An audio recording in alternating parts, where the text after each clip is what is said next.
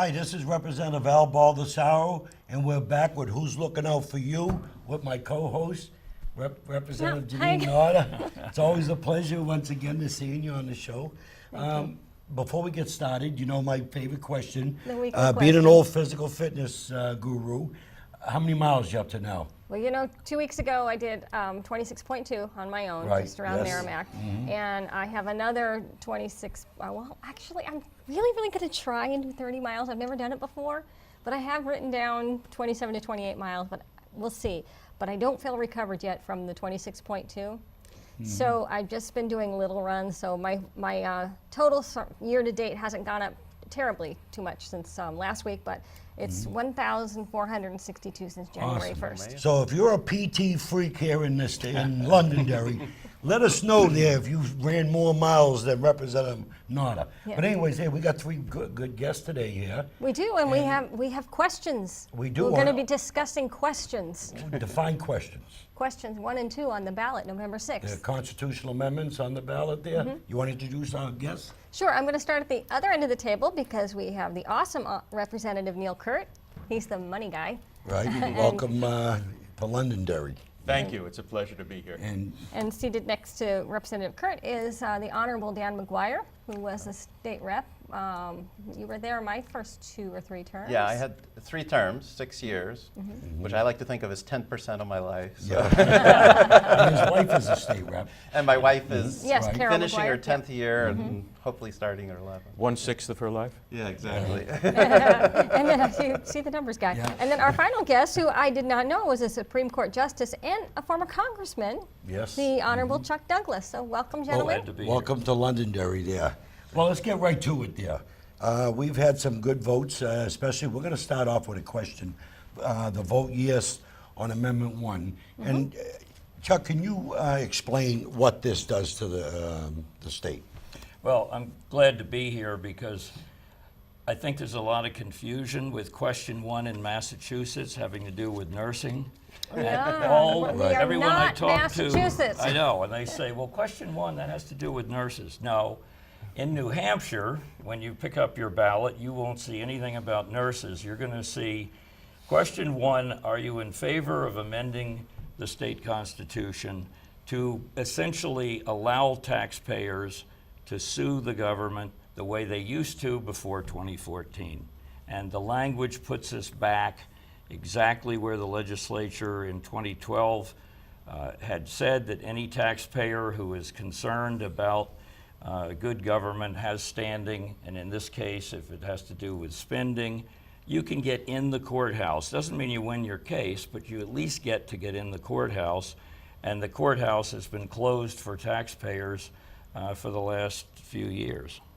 Well, you know what I think is interesting is that our side, which is right of center, is, leaning yes on question 1. Yes. But so is the far left. Yeah, they are. And the reason is, and it's interesting, I'm chairing the vote yes on 1 group, and Dan is one of our directors. We also have Bob Backus, who's a very liberal Democrat from Manchester. He's on my committee, yes. I've got Sam Osherson from the Keene area. He's a progressive organizer. And the reason we're all in it, Ray Chadwick, the head of the Taxpayers Association, is because everyone has now had a gored ox. It took a while for the oxes to be equally gored, but once that happened, the left and the right said, okay, nobody gets to go to court anymore. You can't protect your tax caps in Manchester and Nashua. Cases threw the taxpayers out. And Bill Duncan, who's vice chair of this organization, was of course the guy that lost the Duncan case, and he got thrown out of court challenging one of our education tax credits.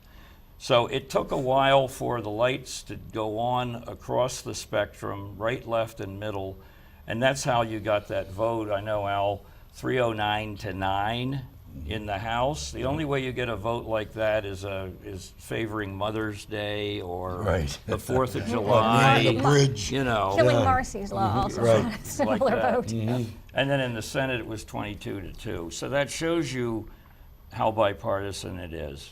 And frankly, both parties have endorsed it. We're putting it up. I don't think it's on the website yet, but the Republican State Committee and the Democratic Executive Committee have both urged a yes vote on question 1. Now, you know, one of the lines I like on the card here, and it's true, and I believe, it's hard to fight City Hall. It's impossible if you can't take them to court. Right. I mean, this is a no-brainer. This is a win-win, you know, for the state, for the taxpayers, to be able to hold government accountable. That's basically what it is. That's it. Al, you're absolutely right. If governments get to know the dirty secret that you can pretty much do whatever you want, and the taxpayers don't have standing to go to court and challenge it, it's going to get even uglier. Right. You know, you've got towns, I live in a town where we want to have the fire chief elected, and so the voters passed an ordinance to do that, and the town manager decided he was going to ignore that and appoint someone. Well, we can't take them to court. It's just, well, that's, you know, it's like lawless government. Wow. And so that's what happens when you have no accountability. There was a case just recently with Dunbarton there. Yes. Over about $1 million of excess money, taxpayers' money that came in. Okay, I And they remember wanted that. to spend it, I guess, another way, and Sure. and they went to court. on Well, Did Representative J.R. J.R. Hall had something to do with and that? 11 other taxpayers just tried to intervene because, of course, the school board had to ask the court for a special meeting of the school district. These taxpayers said, no, we don't need to do that, just give us the money back. And the judge said, geez, under the Duncan case, you can't participate. You can sit and watch. Right, yeah. You can be civilians in the cheap seats, but you can't get in the rail and stand and make your point. Luckily, the judge turned the petition of the school board down, but he did say that you don't have any standing. Wow. And that's the kind of thing that happens. And the more it happens, the more reps and senators come on board saying, okay, we get it. So, Chuck, do you know why, after 200 years of history of going the other way, the Supreme Court decided to change everything? I wish I knew the real reason. They said in the Duncan case that the state constitution really should be read the same as the federal, which makes no sense because we're 5 years older than the federal constitution. Yes. Yes, we So are. that when they said the two are basically the same, that makes no sense. It's just intellectually wrong because no one in 1784 knew there would be a federal constitution, let alone what would be in it. Sure. They're still in the, you know, in the wind down of the revolution. So it's something they did. I think they were wrong. The ACLU agrees with me that they're wrong, and I think the voters can put things back the way they were before the Duncan case. It doesn't change the law, except it overrules Duncan and allows taxpayers to at least be able to stand up in a courtroom and be heard. And what about question 2? What is question 2? You want to start with Neil on that? Yes. Question 2 is designed to prevent government snooping into your personal information. That's why you're here. Yes, we have to tell the audience. Okay, Representative Kurt it's- is known right, as the yeah. privacy Right, representative. he is the privacy guy that we're going to miss, and Yes. I hope not he running trains for somebody reelection. else to step up to the plate, because, you know. I think there'll be many people. Yeah. So you'll have to repeat that line because I Sure. got sidetracked. Amendment, question 2 says, and if I may, I'd like to read it. An individual's right to live free from governmental intrusion in private or personal information is natural, essential, and inherent. This is not a right to privacy amendment. This focuses on one aspect of privacy, information. And the problem that we're trying to solve here is something that was created by the United States Supreme Court. They basically said, sure, there's a right to privacy, but it has two parts to it. Number one, you have to show that you expect it to have privacy. So, for example, in your home, you shut the door, you're presumably telling folks, I want to stay inside and keep everybody else out. And then your expectation of privacy had to be realistic or reasonable. The problem is that the court has one concept of reasonable, which most of us don't find reasonable. The court said that with respect to your information about your cell phone usage or your cell phone location, information about your DNA, information about your emails and things like this is information in which you have no reasonable expectation of privacy. Whoa, the rest of us say. You mean when I send an email, even though I know somebody could hack into it and get it, I don't have any expectation that it's not going to be on the front page of the Concord Monitor or the Union Leader? And you mean that wherever I go with my cell phone, I have no expectation that nobody's going to be following me by tracking the towers to which the signals are going? Or that my DNA, because I happen to go in a restaurant and use a fork or drink from a glass and leave the fork behind for the dishwasher to wash and leave the glass behind for the dishwasher to wash, that the government can come in and take that fork and take that cup or glass and find the DNA on it and use it or store it and create a database without even telling me? And the answer is the Supreme Court of the United States says, yes, that's okay. You don't have an expectation of privacy in that. Well, in New Hampshire, we all have an expectation that that stuff is private, at least from the government. And this question 2 only talks about the government's ability to get that information. This is Question just 2 New says, Hampshire, right? Just New Hampshire. Right, 'cause the We're federal telling the government- Supreme Court and the feds, not in New Hampshire, we value our privacy. The government of New Hampshire cannot get into this kind of information without getting a warrant. Now, understand that this doesn't mean the government can't get the information. It means that they have to show that there's an overwhelming public interest, safety, for example, to get this information before they can get it. They just can't get it for some general purpose, to collect information. So, for example, if there's a criminal investigation and they need my DNA because they have a reasonable ground to think that I was the person involved, they can get a warrant and get my DNA. If they want to create a database, as we have, like the prescription drug database, where everybody who uses prescription drugs has the information about that prescription put into a database, I think that the courts would say, yes, this is a legitimate purpose because the public health interest is so important. We've got an opioid crisis here. The purpose of this database is to make sure that people are not drug shopping and get, in fact, overdosed and perhaps die. So we're collecting this information. Notice it's not your whole medical record because there's no public health interest in having your entire record. But with respect to your drug usage, there may be. So all this amendment says is that we value our privacy and the government has to show an exceptionally good reason, a public health or safety reason, for having access to this information.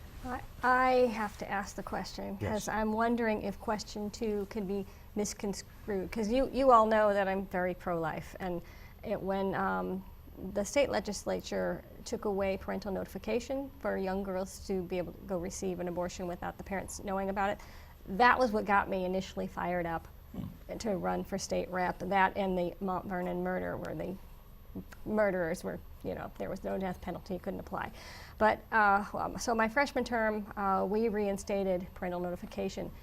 Could question 2, that people go to court and have it overturned, can we go back to girls going in for an abortion without their parents knowing? Absolutely not. Although this passed by voice vote in the House, in the House Judiciary Committee, which has a number of very strong right-to-life supporters, including Representative Hines. Welper and Representative Hopper. Representative Welper and Hopper supported this. It's dealing with Interesting. informational privacy. Okay. It has nothing to do, and this is what I tried to make clear at the beginning, it has nothing to do with the broader right to privacy, which the Supreme Court has found exists in the penumbras of the Constitution and which they've used as the basis for Roe versus Wade. This has absolutely no bearing on Roe versus Wade. It has no bearing on abortion. It passed out of the Senate with all of the Republican senators supporting it, all of them. Okay. And as you know, there are many pro-choice senators, Republicans, and there are many pro-life Republicans. It wasn't So an it got issue. passed Senator Guida. And Oh, yes. do you concur, Honorable Douglas? Yes, I'm going to vote for question 2 as well, because I think that we have a constitution that can be amended as society changes. And folks may find it interesting, but the New Hampshire Constitution has been amended over 200 times. The federal is, less than 30 amendments, but our Constitution is, because it's, I think, a little closer to the people, and we have the legislature able to propose amendments. We have amendments every few years, and it's a great escape valve for change and updating the Constitution. And frankly, back 200 years ago, they weren't worried about personal information because no one had electronics then. It wasn't, we were at the point where Ben Franklin was testing lightning, but that's about it. That's as close as you got to electronics. And today it's everywhere, so I think it's important that the citizens have something to point to when they're challenging the government. Yeah. And let me just reiterate, this applies only to the government. This does not apply to the private sector. That's a different issue which is being handled legislatively in a whole variety of ways. But this amendment only goes to protect the citizenry against a government that decides it wants to go beyond what's reasonable in terms of digging into our private information. Now I have a question for whoever wants to answer it from my son who's in college and received his absentee ballot. He said, who writes these? Why don't they just write them simply? So who can answer that? Yeah, I think Amendment 1 somewhat has this, this is a valid criticism. I tend to recommend to people, before you go to vote, get a nice cup of coffee or a Jolt Cola or something, because otherwise if you get into the voting booth and start reading number 1, you may fall asleep about halfway through. So, but the reason is, I think it's so complicated, is because it's designed to address one specific thing that the Supreme Court has done, and it's trying to avoid unintended consequences of affecting something else, this, that, the other thing, right? So if you read it, for example, I'll give you an example. Suppose you think that your town is overcharging you on property tax, right? And you have a complaint and the town won't resolve it. Well, there's a separate board called the Board of Tax and Land Appeals. That's your next step. You go to this board and you make your case, right? And if that one still doesn't give you relief, then you go to court, all right? So the amendment is designed not to cut out all of these intermediate steps, these boards that are theoretically a little easier, a little cheaper to deal with, rather than go immediately to court, right? So, so it's there just for the kind of cases that the Honorable Chuck Douglas just talked about, but not to sort of upset every kind of appeals process in the state. And that's why it's long. Wait, you know what? I live in Merrimack, and we don't have our town meeting day the same day as the rest of the state. Ours is in April, our voting. And I've had people tell me, well, I was going to go vote, but I don't understand what any of these things mean. So I have my show in Merrimack, which Representative Neil Kirk has been on before, chatting with Jeanine, and I've told the viewers, if it says, shall the town raise and appropriate, blah, blah, blah, just look at those words, shall the town raise and appropriate. That means they want to raise your taxes, so just vote no. If that's what it starts with, just vote no. Right. I think it's a no-brainer. I think it's a way to hold your government accountable. I mean, what most people, and I talk to a lot of students, most of them don't even know we have a New Hampshire Constitution. Right. And like you pointed out, it was 4 or 5 years, before. And I sit on state and federal relations and Veterans Affairs, which all the constitutional stuff, a lot of it comes to my committee. That's why Secretary of State gave me these about 12 years. You gave me one. And I've had them 12 years. Of course, they've been replaced a couple of times. Yeah, I can give you a new one. I buy them and I keep them on hand. But it's a no-brainer here. And the other one there, I mean, in layman's term, one is a government accountability, the other one is privacy, protecting your rights. So I'm hoping that the people watching this here will automatically know you want government out of your life. You want them out of your house and home. You want them out of, Article 4 of search and seizure. You want them to get a warrant and everything be proper. Yeah. Well, yeah, because we came out of an experience under the Crown where they had what are called writs of assistance. You could search anyone, anywhere, anytime for anything. And the judges would give the constables a writ of assistance, which meant they could go door to door in Portsmouth, and if you said, well, what are you looking for? They say, we don't know, or we don't care, we're just coming in to look around, we'll decide. Right. I mean, that's why we have the I went Fourth through that. Amendment and the 19th article in our Bill of Rights, because people say, wait a minute, you just can't. I mean, if you're looking for something in particular, get a warrant, name that thing that you want, but to just come in and randomly search, and now we do it electronically. They can, search you electronically, Without going into your home. and it's the same problem. It's Right. just a more modern version of the old writs of assistance. How does this, there was a Supreme Court decision, Massachusetts, I think, a few years back, because I sponsored legislation for a few years to, wherever you have the right to be, you have the right to tape. If you're out in public, that's not privacy. But correct. what You if know, it's, so- what That's if only it's individual. Representative Right, Hurt? individual, but Right. this does not affect that whatsoever. It only affects Out- the government. Right, the government, but if you're in a private setting, in your home, sitting in your car, on a phone, it's like the old phone booth, I think you brought that up, where you can close the door and you expect privacy. Right. You know, and then the same thing like in the government on accountability. I mean, there's so much stuff going on. We have people running for office that are just going against the RSAs. Yeah. And they're going against the will of the people. But you can't take them to court because you don't have standing. Right. So that's the problem. It's really Mm-hmm. important that each of us feels that our government is being run properly. Right. And when we think it isn't, we should have the right to go into court and say, wait a second, let's have some independent judges determine whether or not this is a constitutional act or whether the legislature inadvertently is violating the Constitution. It seems to me that that's essential so that we can all go back and say, okay, I lost the case or I won the case, But but at at least- least we understand that this is a legitimate, or Right. if the court decides the other way, this is not a legitimate function. And then we all feel better knowing that our government is running according to the rules. Who had control of the House in 2001? Oh, the Republicans. Republicans did. Okay. I think it wasn't until 2006 election, it was the first time in 100 years maybe? No, A that's little less, probably but yes. true. that Yeah. they've controlled all the branches. And then, of course, we took it back 4 years later with $850 million deficit that you were Yeah. part of with Bill Solve it. O'Brien We- as the speaker to bring it, That was a cut tough year for the That was a Finance very Committee. tough year for the That was your Finance first Committee. term, That was my wasn't it? first term, yeah. That was my first Yeah, that term in was ugly. 2007. Very ugly. Right, so, and we definitely did some great things during that legislation. I But came in one- 2011. Yeah, Representative Kirk is the long-term member of the New Hampshire Finance Committee dealing with the budget.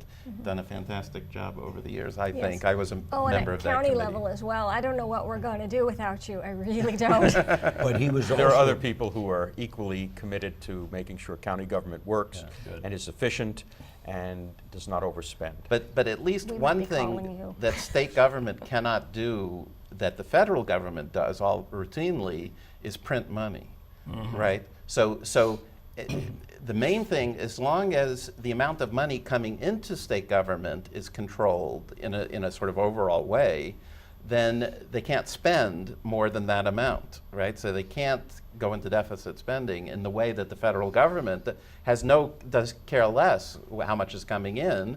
They can just write the checks as they please. So, so state government in general is a little bit more controlled.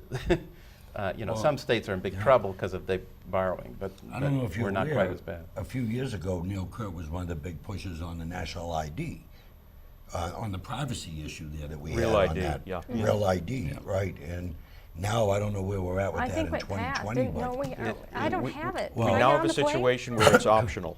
right, but until If you want a 2020. real ID license, you can have one. If you don't want a real Right. ID license, if you don't want to submit to all that paperwork and so forth, then you don't have to have one. What happens in 2020? The people who have regular licenses, not the real ID, people with real ID licenses. If you have a regular license in I think it's 2021, it will not be recognized by the federal government as a document to allow you entry into federal facilities or to go on an airport. So at that point, you'll need a passport or some other kind of document, Right. in addition to your license. Because I don't have a passport, but I have the card so I can go to Niagara Falls. You know, the little Yeah, card the- that's the, it's like a Yeah, mini I- passport. I don't card is know. good. I Yeah, don't know if that that's good. substitutes. I've used mine to go into Canada. But anyways, on this vote yes thing, is there anything that the people need to know watching this? What they need to do with this here? What can you put it in layman's term? Vote As yes. a brain, we want the Just vote slowest yes. person to There you go. understand when we speak. If you as a taxpayer want to have your government obeying the law when it comes to spending money, then you're going to want to have the opportunity to go to a courthouse if they're violating the law or violating the Constitution. And that's why I think a huge majority are going to vote yes, as they should. And make sure that you're not confused. It has nothing to do with question 1 in Massachusetts. Right. Where we got our own questions up here. You may watch Boston TV, but when you go in the polling booth, be ready to read this and support it, because I think that the vote shows you that the Republicans and the Democrats are on board with this thing. Okay, Dan, question number 2 in layman's terms. Yeah, it's about modernizing the Fourth Amendment rights against unreasonable searches and seizures, right? Making things like your emails, your DNA, your cell phone data, all that stuff that is not a paper and is not located somewhere in your home, making those things private from government searches. That's what it's about. I think it's an easy yes as well. Neil, anything you want to add there? We have about a minute left. I think Dan said it, and I think Chuck it said all. it. Vote yes on both of these. Yeah. The first one will keep government more accountable. The second one will protect you from government snooping. Oh, awesome. If And you're you- from where? Yes. If you have any questions or concerns, you can go to www.yesonnh1.com or www.yesonnh2.com. And we'll put that Absolutely. up on the TV there, and they'll be able to get all the information to be able to go to those sites there. Excellent. And that way there, they'll know what's going on. So what do you think? Are you voting yes on both? I am. I believe so. Yeah, you convinced me. I think it's You answered my question. I think it's a beautiful thing to hold your government accountable, because that's what our country's all about. It's about, the people. And we should be standing by the people to hold government accountable, and we're glad to have 3 honorables, here working with us here. Any last, you got a marathon tomorrow, and next day? Friday. We got 22 seconds. Yes, Friday. I'm going to run out, so don't run me over. If you're running through there, don't run me There over. you go. Thank you. Once again, this is Who's Looking Out for You, and we'll be back with another great show. Thank you for watching.